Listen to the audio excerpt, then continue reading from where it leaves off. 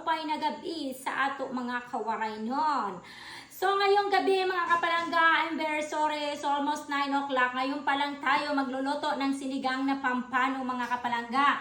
So ito na, nakaready na, shortcut na kasi late na mga kapalangga. So mayroon tayo dito ng isda. Ito isda mga kapalangga, in-slice natin kasi medyo malalaki mga kapalangga.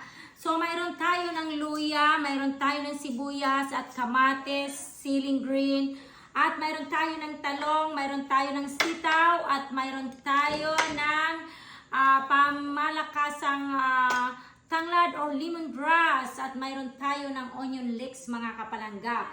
Samahan nyo kami kapalangga at tayo ay magluluto one-on-one. Kapalangga, nandito na nga, nagbabalik tayo. Ito na, magluluto na tayo one-on-one na pangmalakasang luto mga kapalangga. So, maglalagay tayo mga kapalangga ng loya. Loya ang unahin natin, ipapabrown natin mga kapalangga para walang lansa. At andito nga pala si Chip Maymay mga kapalangga. Ay. Dahan-dahan. So mga kapalangga, nandito nga kami, nagluluto one-on-one. So talaga si Haring Mga kapalangga, nandito nga pala si Assistant Chief Cook Maymay. Finally, lumitaw na rin siya at nagbumangon galing sa ilalim ng lupa. Joke lang. Okay, ito na. Ilalagay na natin isasabay na natin mga kapalangga ang sibuyas at ang kamatis. Sorry mga kapalangga, masira ang mukha natin dahil takot tayo sa mantika mga kapalangga. Tignan natin ang dambuhalang lemongrass mga kapalangga, ang sekreto ng ating pampabango at pampatay ng lansa. Hi mga kapalangga, so since hindi nga tayo gumagamit ng asin, so patis lang ang ating pampalasa mga kapalangga. So lagyan na muna natin. At tatakpan muna natin hanggang sa maluto ang mga lamas o ang ating mga ingredients. Oh, mga kapalangga, ready na ang ating sabaw. Ilalagay na natin ang ating pampano mga kapalangga. Watch out mga kapalangga. Kakamayin na natin one-on-one. Ayaw natin na mabuhusan tayo ng aray ko ng mainit na sabaw So ilalagay na natin mga kapalangga. So, chinap-chap na nga namin ang maliliit kasi sobrang lalaki. So, madali lang siya maluto mga kapalangga. Isasabay na natin ang talong para hindi malata ang isda. At ilalagay na rin natin yung ating pampabango at pampatay ng lansa. Ito yung onion leeks mga kapalangga o ang dahon ng sibuyas na malalaki. At ang sili na rin mga kapalangga, ang siling green.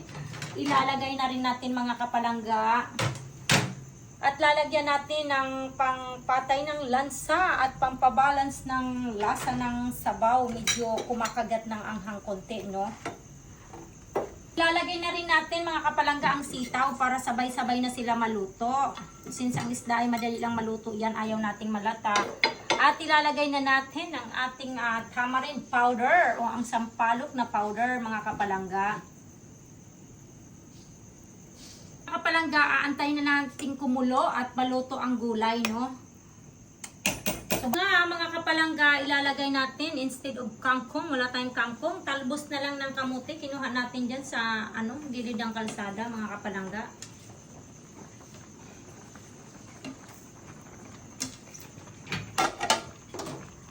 So ito na nga. Kaya lang natin na maluto siya ng half cook. Tapos na yan. Hi mga kapalangga, tara halika kayo, tikman natin. Ay nako naman mga kapalangga, at luto na finally mga kapalangga. Ito may isang ulo, may isang slice. Ay, parang ako ay binaon, ay parang bumangon galing sa ilalim ng lupa sa gutom ko mga kapalangga. So tara mga kapalangga, titikman natin kung ano ang lasa nito. Titikman natin mga kapalangga ako. Huwag kayong bibitaw, titikman natin. Mga kapalangga ko, sayang, sana malapit tayo sa isa't isa. At naku, mga kapalangga, nag-uumapaw ngayon ang aking isda. Galing sa dagat, nagpadagat ako kanina.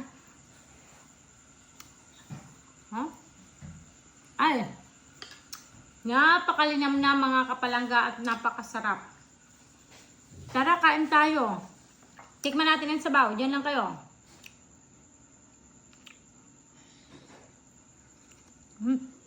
Perfect ang lasa. Katamtaman ang asim at ang timpla mga kapalangga. Thank you so much for watching mga kapalangga. But please follow, share, and comments mga kapalangga. Thank you so much.